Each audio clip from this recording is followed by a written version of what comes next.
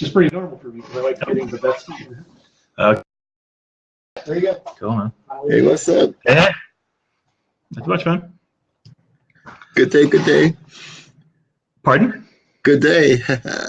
Oh, yeah. So far, so good. Well, except my wife has gout at the moment, so she's not happy, but I'm doing good. It's never a fun time. Tell everybody. Sorry, darling. Sharing with the world. Okay. So today's topic, Hiroshima and Nagasaki atomic bombings were acts of terrorism. You ready to get going?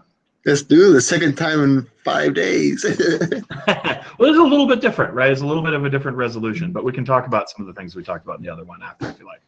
Okay, so my case today is not to condemn the bombings of Hiroshima and Nagasaki as a mistake. It is instead to make an argument that these are acts of terrorism. My purpose for doing that is twofold. One, to emphasize that war is a hellish thing, and that the act of war carried to its logical conclusion leads to actions which are kind of nightmarish and evil. And number two is that terrorism is a tactic used in violent conflict, one whose use it feels is justified, while those who are victims of it will always condemn it. So basically, I'm saying that if you're the victim of terrorism, you hate it, and if you're using terrorism, you probably think that you have a justification for doing so. So while those are my motivation for this argument, that's not really what the argument is. The argument today is to show that these were acts of terrorism. So how do we do that? First, we define terrorism from Webster's dictionary: the calculated use of violence or the threat of violence against civilians in order to attain a goal, take goals that are political or religious or ideological in nature. This is done through intimidation or coercion or instilling fear. So if we break that down, we've got the following qualities that define a terrorist act. 1, calculated use of violence or the threat thereof. Number 2, used against civilians. Number 3, a political, religious, or ideological goal. And number 4, the intent to cause. So what I'm going to try and do is show you that these events match that definition. So contention number 1, the bombings were an act of calculated violence. The violence of the blasts itself is self-evident. 2 cities nearly leveled by the bombs. The attack was the result of a sustained effort to develop these weapons and then a planned operation in order to use them. This is clearly calculated violence by that definition. So number 2, the bombs were used against civilians. Hiroshima was chosen as a military target. Nagasaki was a backup target of the city of Kokura. All these cities contain military personnel and operations of some kind. But that said, the casualties and the damage were primarily to civilians and not to the military.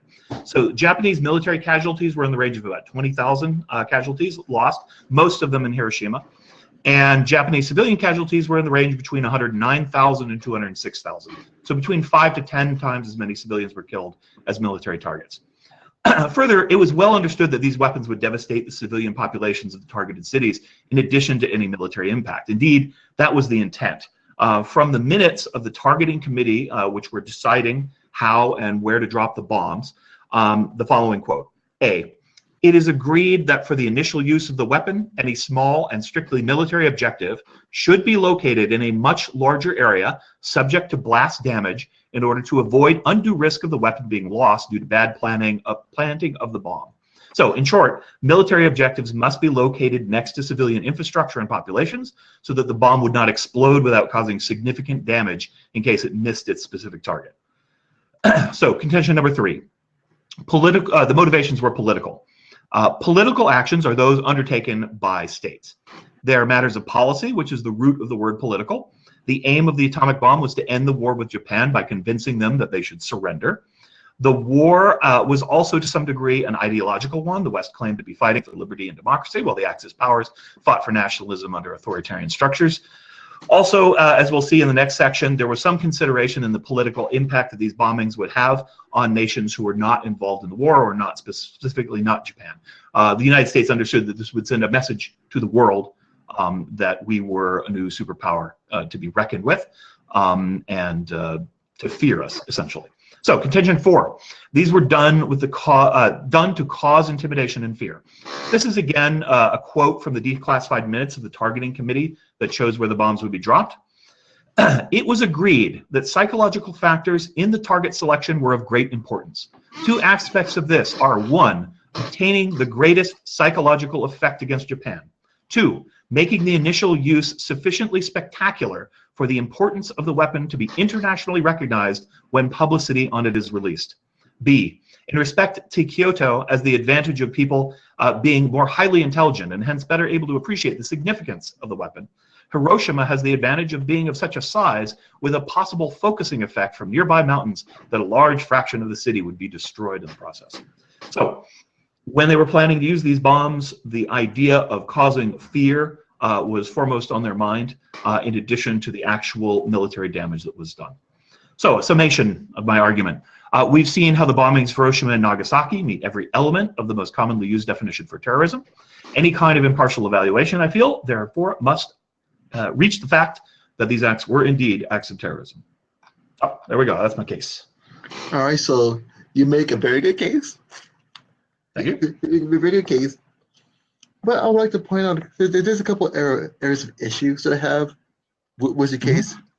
Because you can't really call, the problem is that you're calling something an act, you're calling a military campaign an act of terrorism while you're in a war. Because literally every single thing in war can be considered terrorism. Because let's bring up the firebombing of Japan, because it's well documented that firebombs killed about 5 to 6 times more people than the nuclear bombs did, and they leveled several times as many cities. Because the reason why, of course, is because of how the Japanese structures were built.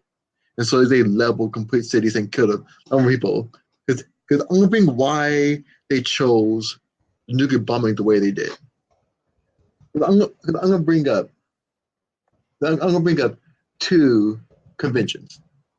There's the Geneva Convention, and there is the Hague Convention. Because for these things, the reason why it's not terrorism, because for the Hague Convention, U.S. followed the exact rules for the convention, because for the Hague Convention, it said that if you're going to use bombs on cities, you have to give them sufficient warning.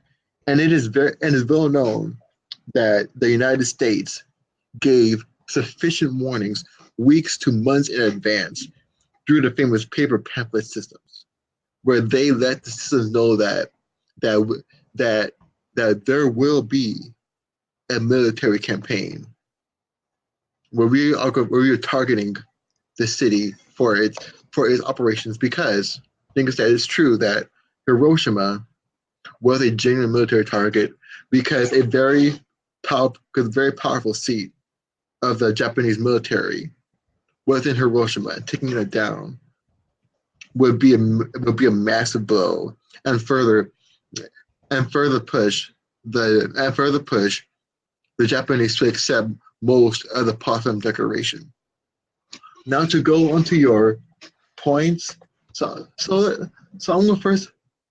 As I tackle the initial, so let's talk about your whole thing about the calculated violence, because that's the thing, is that's what strategic bombing is.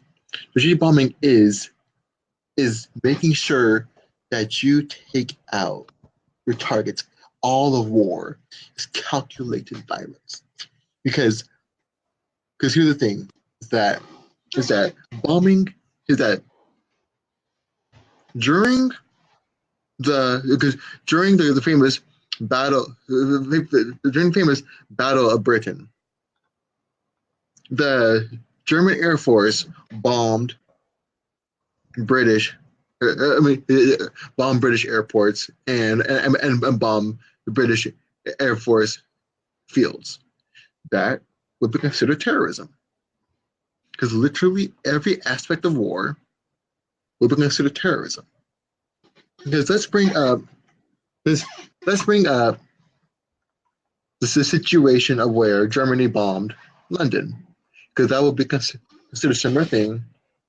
Because the bombing of London would be a much greater argument for terrorism than the atomic bombing of Hiroshima and Nagasaki, as the Germans did not give people living in London and in the cities sufficient notification of bombing campaigns. Because part of the Geneva Convention of, let me get the year of which, let me get the year in which it was stated, blah, blah, blah, blah, blah, blah, blah. Yeah, so it was the Geneva Convention of, oh, my bad, 1862. What was it, 1862? 1864, my bad, 1864. Because in the Geneva Convention, it says that if you are going to conduct artillery or bombing campaigns, you have to give the opposing city sufficient warning. And so that is why the bombing of Hiroshima and Nagasaki was not an act of terrorism, because it is during wartime. B, they gave sufficient notification that they're performing a military campaign. Three, it was actually both were genuine military targets that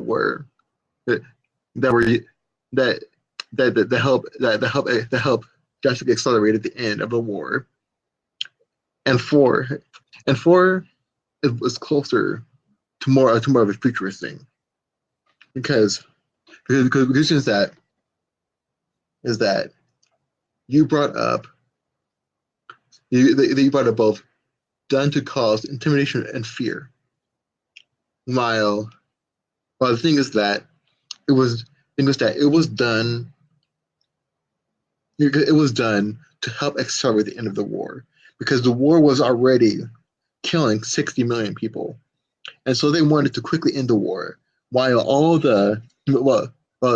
you saw my debate, and so that all of my opponents' suggestions would have killed more people than the atomic bombing state. So I'll let you go ahead and. Yeah, just a point. Sure. Well, keep in mind, the approach that I'm taking is to define what terrorism is, which is a relatively modern phenomenon. Not that terrorism is new, but the term terrorism is relatively new, something we've used in the last, say, 30, 40 years or so.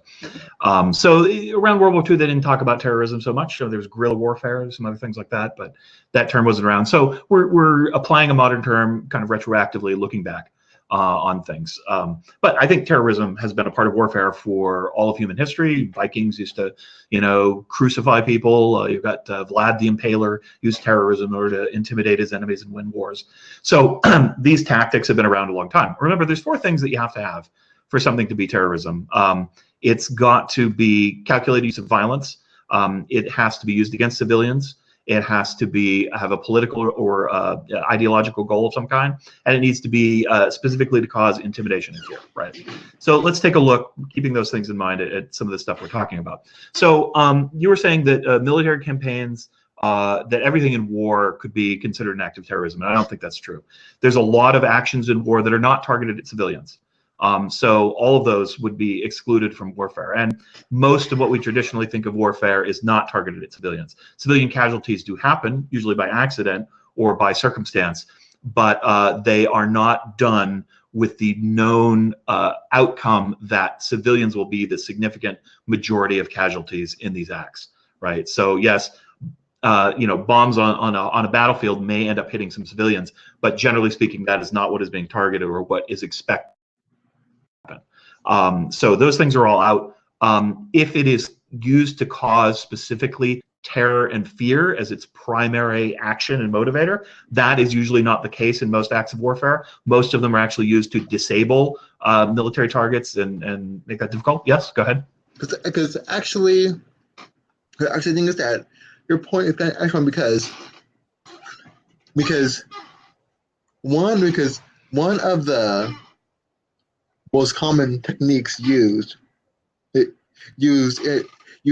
warfare, from siege, from the from the use of siege weapons like the trebuchet to the airplane is what is known as is a little thing what is known as terror bombing, because the strategy of that is that you hit the infrastructure, and according to the Geneva Convention and the Hague Convention, what terrorism is what because terrorism requires several things. Terrorism requires one that there is not an act of war. Why? Why does it require that? Why is Why? What? I gave a definition for terrorism. It doesn't say anything about whether it occurs during warfare or not. it? Because here's the thing. Because here's the thing is that Okay. here's the thing is that the purpose was to target the infrastructure, to blow it out, and that is not. In time of war, that is not terrorism. But that's not true with Hiroshima and Nagasaki. They were done specifically in order to bring fear and intimidation to the Japanese government so that they would surrender. Actually, Japan was already surrounded. At this point, their navy had been mostly destroyed. Their air force was mostly destroyed. We could bomb their cities more or less at leisure, which we did. Well, it doesn't matter. It doesn't matter. My definition says nothing about whether or not more people will die one way or another. It's just about those four things. Those are the only requirements necessary to signify terrorism. So the point is, I mean, the evidence that I gave shows that clearly intimidation and fear were on the mind of the people who were making these attacks. That was part of the intent of these attacks, was psychological warfare against the Japanese government. So that meets the second and the third and fourth definitions of terrorism. That it had a political motivation, which is to stop the war, manipulate what the decision of the Japanese government was, and that it was specifically designed to do that through fear and intimidation, not military disablement. The amount of damage done to the military targets in the city was there, but Japan, militarily speaking, was already more or less defeated at this point. The purpose was to frighten the Japanese government into to surrendering, because they could see that we didn't have to invade in order to destroy them utterly. All we had to do was fly planes over, drop bombs, and we could incinerate their cities and their people. That is terrifying. We don't even have to show up. We can just from afar, like gods, throw down lightning onto their cities and obliterate them utterly. That is terror. That's the power of terrorism, right? That's what it means. Warfare. I mean, I've heard this argument before, but terrorism during warfare, it's not really terrorism. But if you think about what we call terrorism today, with some exceptions, we're usually talking about jihadi terrorism, right? Those are organizations of people who are at war with us or are at war with the West. That is their attitude and their feeling. They believe that they are in a war, a holy war, in order to conquer and gain a nation for Islam, right? And so their acts to them are acts of war, just as in our acts in World War II were acts of war on our part. And we've even declared war back on terrorists, right, by saying that we are in a war against terror, and we have official authorization. It's not a declaration of war exactly, but it's authorization of use of force, which is exactly like war in pretty much all but name, to go and find and kill these people. So those acts that we call terrorism today, and no one doubts that those are terrorism, are acts of war.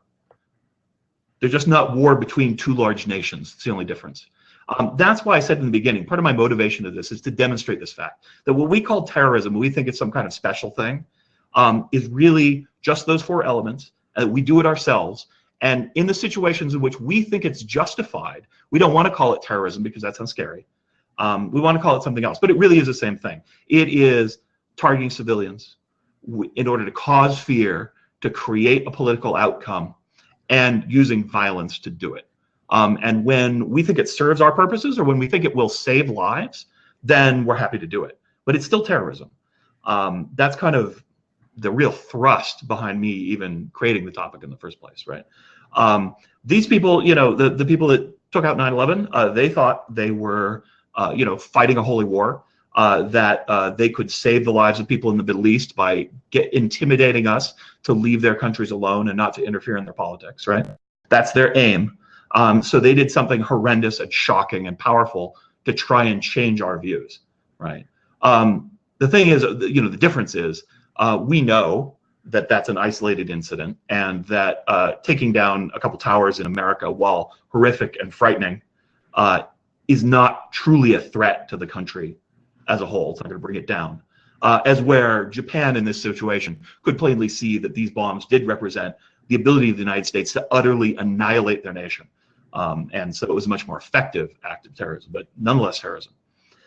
I wanted to point out the Geneva Convention and the Hague Convention are about war crimes, and they have a lot of different rules that have nothing to do with the definition of terrorism. They're really about war crimes, the proper or improper activities during war. So they don't actually impact, technically speaking, the definition of terrorism. They're interesting to talk about. And you mentioned that the pamphleteering, I'm just going to address this because I happened to read a little bit about it while I was preparing for the debate. Well, we did pamphlet, we dropped like 63 million leaflets on Japan during the war.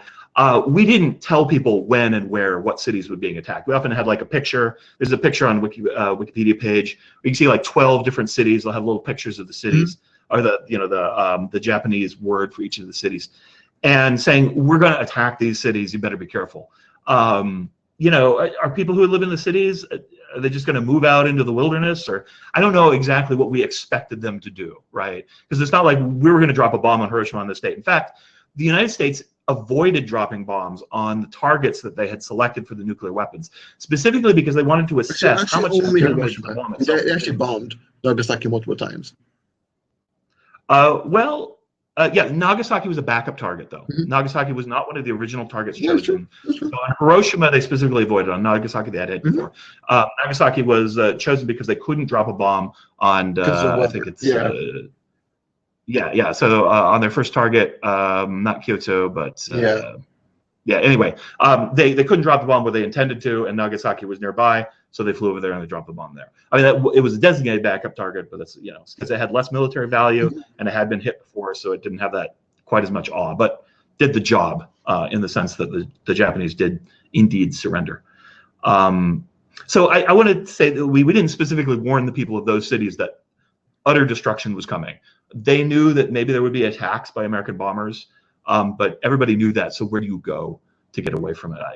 I'm sure some people fled, but in the end, more than 200,000 people were killed. So, and as you point out, many more died in the fire bombings, which I am happy to say those are terrorism as well. They're largely targeting civilians, and they killed millions of people. The Japanese also committed terrorism during the war. You mentioned the London Blitz. I would say that probably is terrorism as well. It was designed to cause fear for political motive, targeting civilian areas purely to make a nation capitulate to Germany. So that also, I think, would qualify as terrorism. I think terrorism has been part of war for as long as there has been war, and anyone was willing to target civilians in order to cause fear to make their enemies capitulate. Because so the problem is that the other thing is that I like is that because the thing is that the big problem is the modern definition of terrorism, because that is too broad. Because we can say that the problem is that your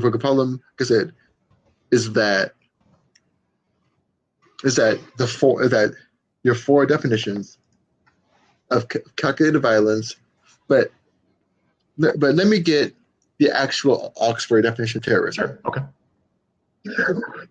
I mean, Webster's is a good dictionary, right?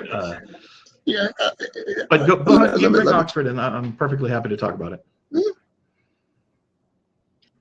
Give me 30. Sure. Yeah. Let me see if I can find something I can. Okay. I got it. Okay. So here is what Oxford says. Oxford says the unlawful use of violence and intimidation, especially against civilians, in the pursuit of a political aim.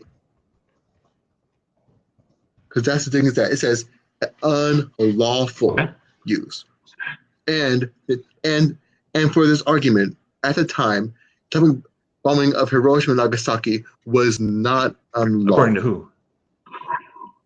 because the thing is that because remember that nuclear bombs was not considered a weapon of mass destruction at the It time. wasn't even known to exist at the time.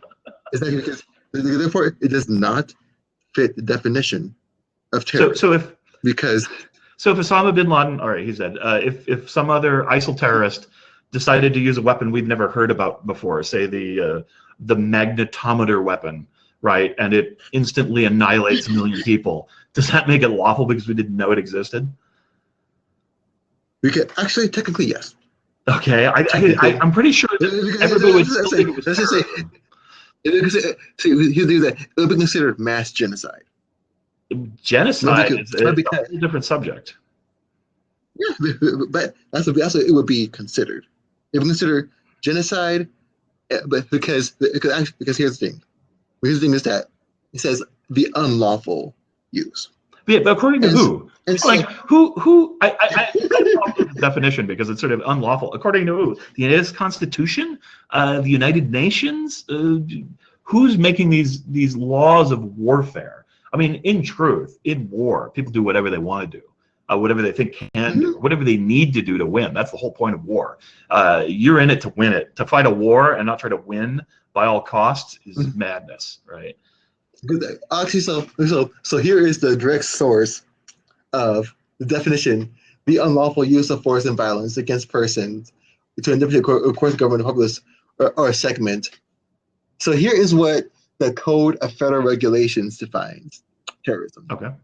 And the UN, many other organizations, same thing: the unlawful use of force and violence against persons or property to intimidate or coerce the government, the civilian population, or any segment thereof in furtherance of political or social objectives. Whose law? Because here's the thing.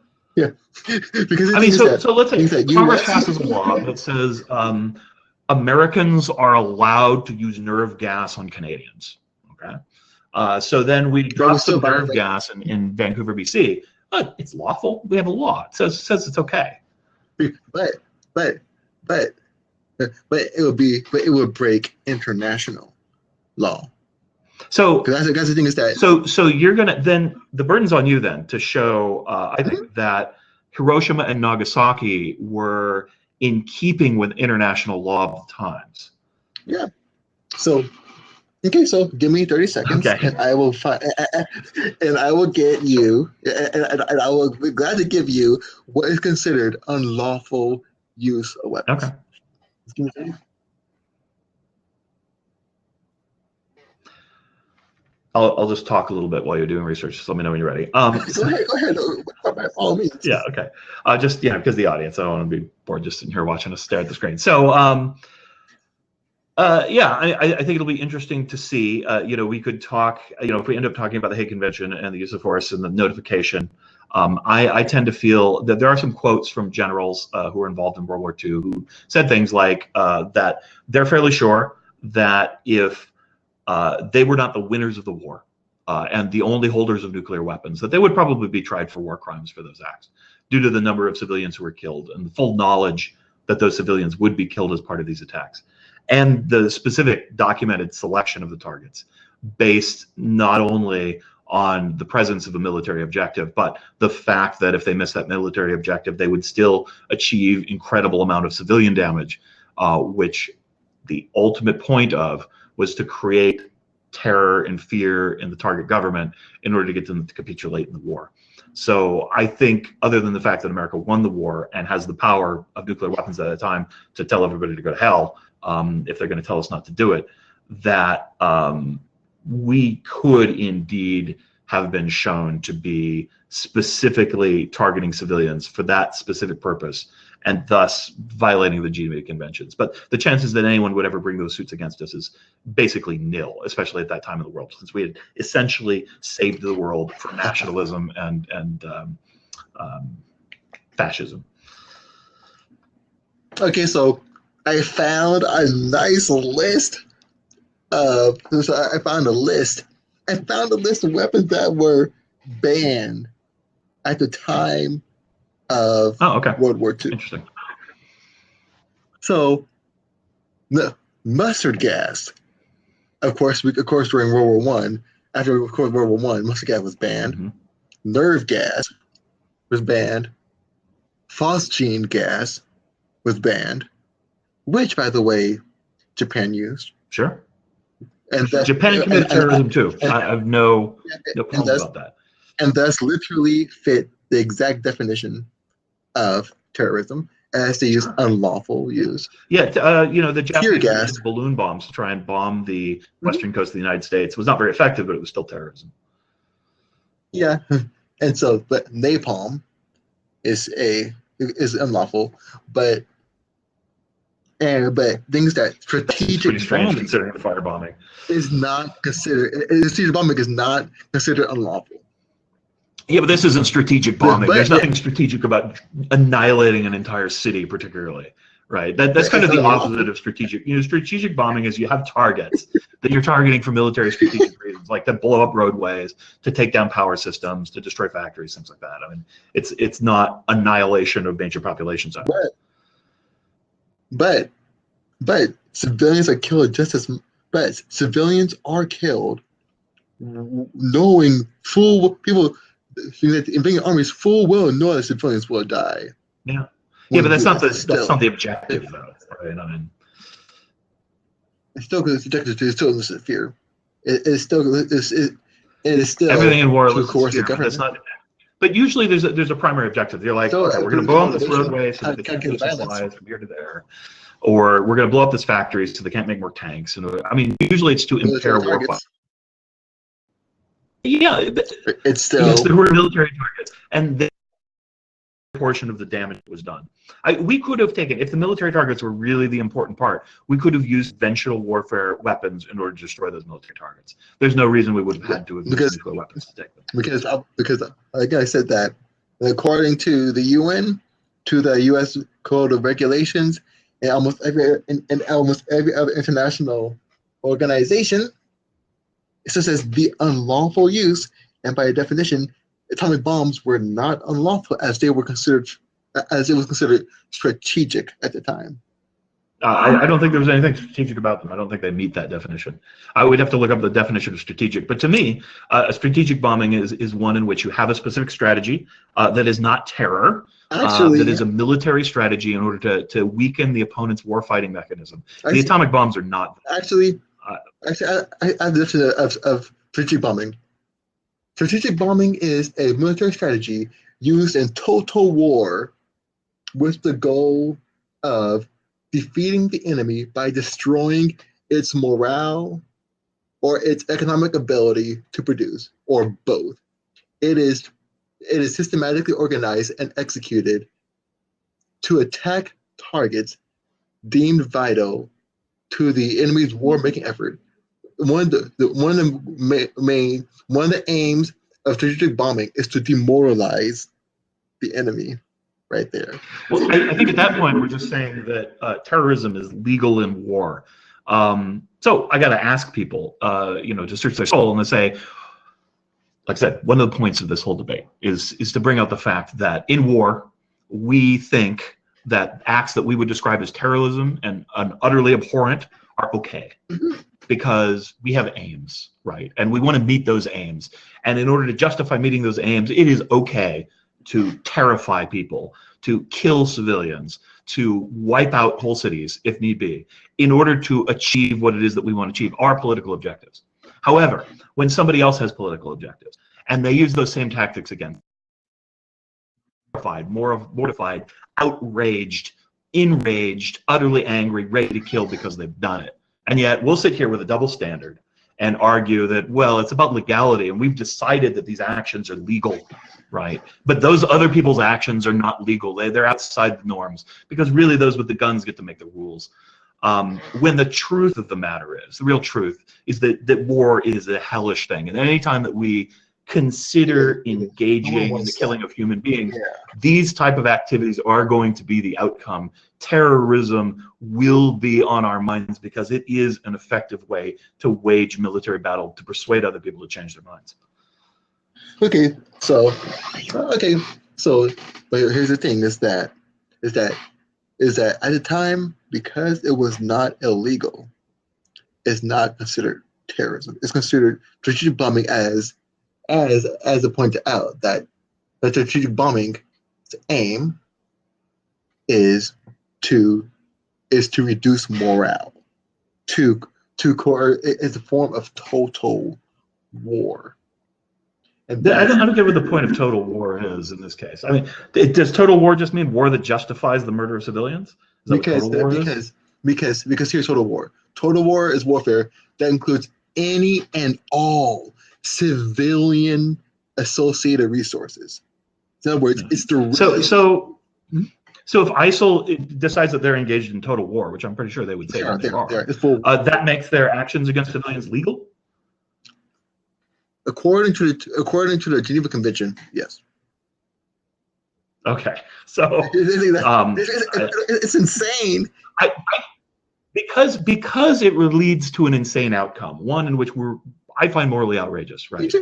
I think that definition is flawed. I think the Oxford definition, using the word illegal or unlawful, leads to inhumane and unrealistic double standard justifications that are not useful in moral guidelines or in understanding the nature of warfare or the nature of terrorism, right? And what I really want to get at is what these things really mean, right? And I give the Webster's definition, which I think is far superior. It includes a wider range, such as the fact that it actually requires terror and the use of intimidation in order to be terrorism, which is the root of the word, which the Oxford definition is missing. I think if you're going to substitute unlawful for uses intimidation and fear, I think that is kind of a perversion. It's a weaker definition. I would suggest people who are watching the debate use the Webster's definition instead, because it's more morally consistent and more consistent with our general understanding of what terrorism is. Okay, so I'm going to use another definition. So you don't like the Oxford, that's fine. We all have our own little taste. So I'm going to use the Cambridge definition, if you like that. Okay.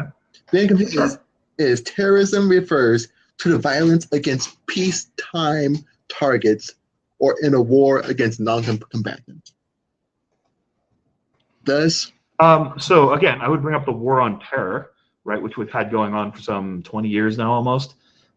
Most of the acts of terrorism that we all agree are terrorism took place in the context of the war on terror, which would not be a peacetime activity. Mm-hmm. So none of the terrorism that we call terrorism is terrorism? Because like madness. Yeah, because here is it. Because here's that against the violence against peacetime targets or against non-combatants, according to the Hague Convention and according to the Geneva Convention, people who are supporting war efforts among any way, whether it's through supporting industry that produces ammo, is considered a combatant. And by definition, well, then we mentioned combatants in the Twin Towers in New York when they were attacked. Because the thing is that, because here's the difference, is that the atomic bombings on Hiroshima and Nagasaki, those were combatants, and it was not during peacetime. And well, I think that's laughable that the 200,000 people that died were combatants. Because we know that's not the case. They're civilians. Because by definition, they are. Because especially in Hiroshima. Why? Because there were industries that was producing stuff for war. The World Trade Center towers housed offices of the CIA, which are certainly involved in the Middle East in conflict there. They also housed defense contractors, a certain number of them. So that would mean that 9/11 was a justified act of war and not terrorism? Because actually, here's one little problem with your war on terrorism argument. It was coined on September 20th, 2001. After. If it was coined before. Okay. Well, they declared war on us before then, right? I mean, they bombed the coal. They did a number of other attacks prior to 9/11. In fact, they attacked the World Trade Centers before as well. Yeah. So they were engaged in war. Yeah, because those are peacetime targets. It's not peacetime. Not for them. They're at war. Because that's the thing is that I mean, just because we haven't acknowledged it yet is another question entirely. Yeah, again, this kind of gets to this whole notion that some sense of authority, there's somebody somewhere in the United States government, the CIA, whoever it happens to be, that gets to decide when it is an appropriate time to kill civilians and when it is not an appropriate time to kill civilians, based on whether or not we've signed a piece of paper that says we are at war or not, or whether we've decided these particular acts can constitute something that is legal or not legal, right? And I would argue that, well, I suppose technically some of that can be true. The real essence, the reality of it is that when you are killing people in order to terrorize with a political goal and using violence against civilians, that is understood as terrorism. That is a universal definition that doesn't require the perspective of one government or one authority or any other kind of, it is an objective nature of a definition that we can try to arrive in that is not dependent upon some particular authorities drawing a line somewhere and deciding what's good and what's bad, irrespective of the outcome, the methodology, and the purpose of the act. Okay, so once again, you made a good point, but here's the thing: is that there is no commonly accepted definition of terrorism. So your question of the Hiroshima and Nagasaki atomic bombings were active terrorism can be construed by the definition that someone prefers, and the definition and the two most popular definitions. Actually, because there's three definitions of terrorism. And actually, there's four now, but because four is one that you said, but the most popular right? is the use of intentionally indiscriminate violence as a means to create terror or fear to achieve political, religious, or ideological aim. Yes. Number two, that is used in this regard primarily for violence against peacetime targets or in a war against non-combatants. And then of course it is your definition of political motivation done to cause intimidation and fear, calculated violence, and sustained efforts. But my big thing is that the atomic bombing of Hiroshima and Nagasaki did not fit most of the definitions of terrorism. I think if it's the best. It does. Also, it's an ad populum fallacy to say that that although definitions, popularity does matter, but to say which one's most popular, we don't even know which one's most popular. Webster's is widely used dictionary, more so than Oxford, which is a little bit more of a legal dictionary. But, finding words right over there. But who knows, right? We have some competing definitions, right? And I think my central thesis is that some of these definitions require an arbitrary judgment of an authority figure in order to determine what is terrorism and what is not terrorism. And by that right, we would determine everything that's good or bad based on a mere authoritative decision of some body. I think that's not a great way to make moral decisions. As where the definition I offer has an objective standard by which to measure, which is to victimize essentially with violence civilian populations in order to cause fear to achieve a political aim. And we could look around the world, we could apply it to every situation. When we apply that definition, it meets many of the things that we routinely call terrorism. Also meets the definition for Hiroshima and Nagasaki.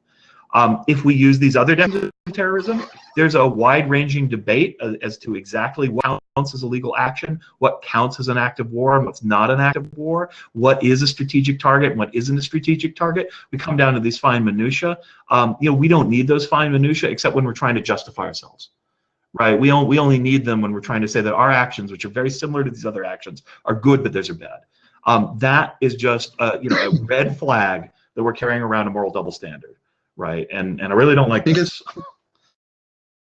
So I guess I'll make the final statement because there's only 3 seconds left. Yeah, go ahead. What I'll say is that.